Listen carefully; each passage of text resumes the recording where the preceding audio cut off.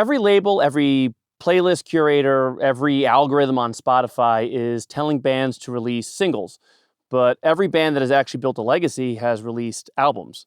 So is one strategy better than the other, and is it possible to do both without doing both badly? Well, I think you have to do both. And I think that's what a lot of people are, well, not a lot of people, but I mean, there's that, the whole theory of just kind of like that waterfall release, which I think is probably drags out your release a little too long. But I think if you just do one song to get people's attention to say, hey, we're going to be dropping this, here's the first single, but then maybe a second one, but then you gotta do an LP, at least an EP, and probably an LP soon. There's just too much competition. There's too much AI slop. So how are you going to identify yourself as an artist? One song goes up, another song goes up 2 months later, another song goes up 3 months later. I don't know. I don't think your fan base really gets who you are and gets a chance to really, you know, take on your music as a whole. And that's where I think the EPs or the LPs really matter. It's always worked. And I think it was these social media marketing things that just created this, hey, you got to just release singles. That's the way to do it. And nobody's getting anywhere, Yeah. really. So try something, try something different, how about releasing an LP? And, I think it's definitely important to get your music out there, kind of like you said, get a single, gives you a good chance to kind of feel out, how people are responding to the music, and also gives you a chance to kind of spread out your promotion on it, which is good. You're focusing on one song at a time. But I do agree with you where it should lead to something. It shouldn't just be every song that you're releasing is just a standalone single. Show that you could put out a body of work. Yeah. But there's definitely value in having a few singles, and it is though, where Spotify does just want you to keep feeding it content. So I do see where bands kind of fall into that trap of like, they're feeling pressured, like they have to do that. I think artists are and should give up on a lot of that stuff. It's not getting them anywhere. What's getting them there is a live performance and then having your merch there. There's a band that we work with that I know that, like, I went to see them recently, and songs that they've written that they're playing live but haven't released yet, the crowd is singing along to, because they've seen them at other shows and they've, videoed them with their cameras or whatever.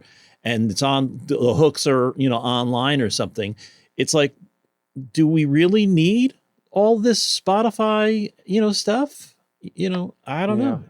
I know a lot of people are running from it, and I think they're right. Pushing for an EP or an album, are you still looking at it being like the physical release, like a CD, or are you looking at it more like just a digital album?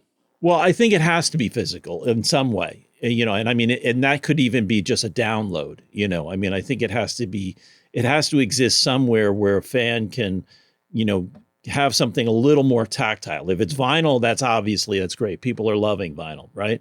I mean, and we'll go into another discussion about vinyl in the near future, but not at the moment. And CDs, the same thing. I think it's just something that, identifies the band as being serious. It's that they have that merch, The other thing about doing an LP though is, like, you shouldn't wait 2 or 3 years to put out the LP.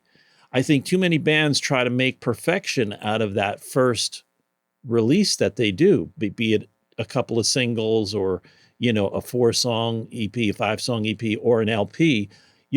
I see it all the time. Bands tell me, just this morning I was reading an email from somebody. The guy said, yeah, well, I've been working on this for 2 years. 2 years? Yeah. Wow. I get it. It's tough, but, like, you've got to get more material out there to your fan base. Well, I think that's where like an EP could really be great, because you're not then committing to a full-length album, and it's kind of like still kind of having that bigger release strategy, but it's not, the 10-song commitment. It could be 4 or 5 songs, but you could still get CDs of that too, and that's something you could sell for, when you're doing live shows and something like that too. Yeah, and it also gives the band a chance to, expand on their sound, rather than having to try to fill up a dozen songs that are all in a vibe or a story or whatever. If you do 4 or 5 or 6, and then you do another 4, 5 or 6, now then you also can put them both out on the LP, one on the A side, one on the B side for merch. Yeah, it would be great if everybody could do an LP, but I get it that costs a lot of money and takes a lot of time. Listen, I have some very, very, good, professional, high class promotion people that, indie marketing guys that are very dear friends of mine, and they're probably going to yell at me for this, but I just don't see it happening. I don't see bands really taking off of singles, or artists even taking off of singles. I think you've got to build your fan base in a strong way based upon a body of work. Well, I do think maybe if you're a new band, kind of like you said earlier, just getting music out there. So like maybe initially not even going in with the mindset of it going on an EP or an album, but like get singles out there so people even know you exist. Because it's hard if you just drop like an EP and you've done nothing to really kind of show people your sound before that. I think that's going to be hard to kind of push that and sell that. Right, but I also know that the algorithms don't. I mastered a record for a editorial curator for one of the big streaming companies, and he said in the algorithm, it's like, you want to keep the artist there on the platform. So the algorithm says, if you only have 2 or 3 songs, who are we going to suggest? Are we going to suggest more of your songs? No, because if you only see 2 or 3 songs on this particular platform by this particular artist, you might go to a different platform to try to find more material, and that could even be something that's not streaming. That could be a download site or something. So the algorithms are based upon also how many songs you have. They're going to be more likely to suggest you as a sounds like, or you may also like, if you have more material, so that when this fan goes, oh, let me check them out, you've got, a dozen songs there. So then they're listening and they're staying on that platform. If you've only got a couple of songs, a couple of singles out, listen, you got to start somewhere, right? I'm not suggesting that, you should come, like I said, that not everybody can come out with a full LP, and maybe that's not a smart idea. Maybe it's a smart idea to do a 5-song EP first, and then do another 5-song EP and then release that merch as the vinyl. But I've never gotten the single thing, and I just don't think it makes a whole lot of sense.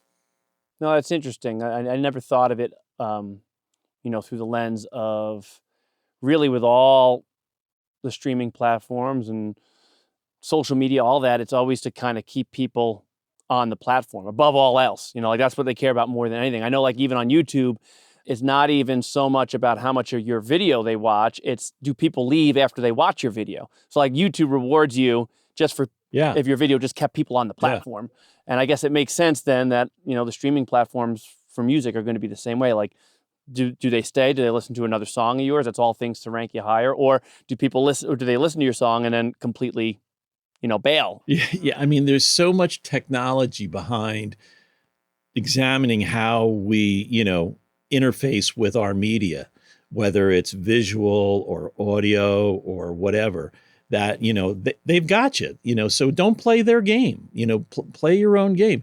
And we know a couple of artists that we've worked with that are, on their, whatever Patreon platforms or something, where they're just saying, to hell with everybody else. This is where we're at, and it may take a little bit longer, to build that fan base there, but that's a devoted fan base, and without getting into it again on another topic, we're working on a platform. I'm working with a company that's doing something similar. I think you've got to find a place where your fans can congregate and share stories with each other about it, Kind of control your own destiny with your fans, not be beholden to the streaming platforms and everything. Well, like that. What Deezer just reported, I don't know when people will watch this, but Deezer just reported 90,000 AI generated tracks in one day were uploaded. Yeah.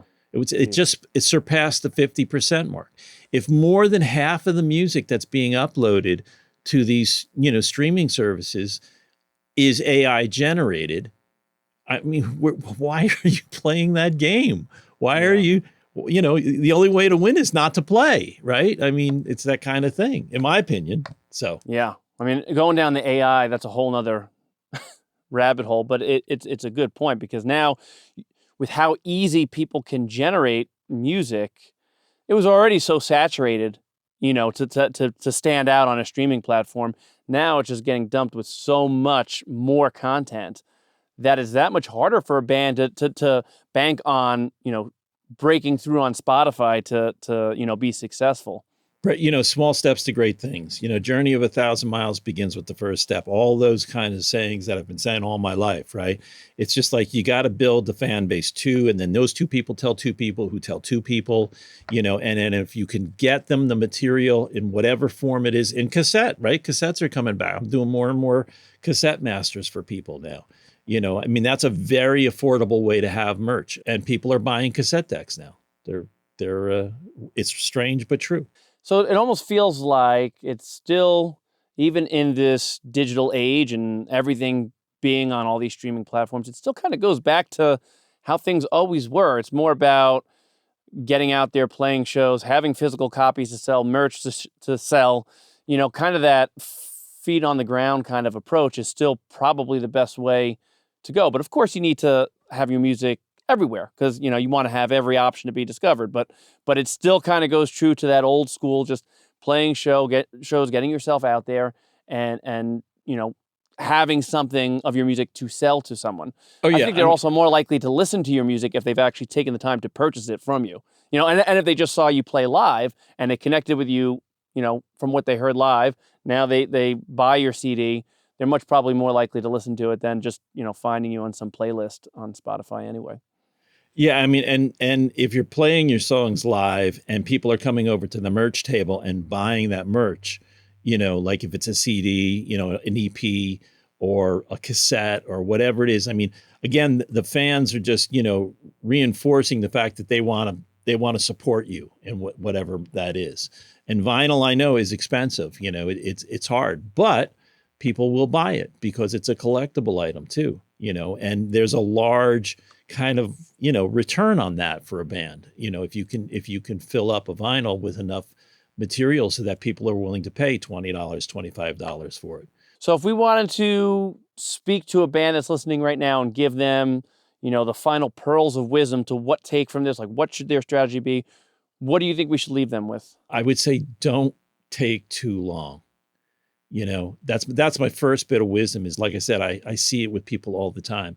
I mean, I've got stories of people that, were working on a record for 5-7 years, and I get it, maybe they're a solo artist and it's more of a hobby or something, but it's like you've got to keep the content in your fans' ears, and you got to turn out new stuff. So maybe as you put out the EP or something, and then you do a single or another single, but you've got to be planning for these larger pieces of content so there's more for your fans to grab on.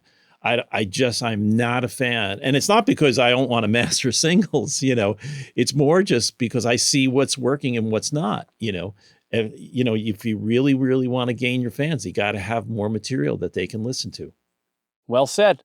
So, this is the first of a monthly series we're planning on doing. And, we're going to have a whole bunch of topics that we want to cover, but it'd also be helpful if anyone watching to leave a comment, let us know what you want us to discuss. And that might be something we do on a future one of these episodes. We'll have to think of a name for what we want to call these. I think we had said once, was a coffee with Dan and Alan or something like that. We'll have to have some kind of name for this series. But yeah, we have a bunch of topics that we plan on discussing, but anything that you guys out there, you want, itching to hear our, take on, we'd love to hear from it. And if this keeps going, maybe we'll do even some live ones too, as well. A lot of different possibilities with this. So, Absolutely. we're excited to get this out there, and, we'll catch you on the next one.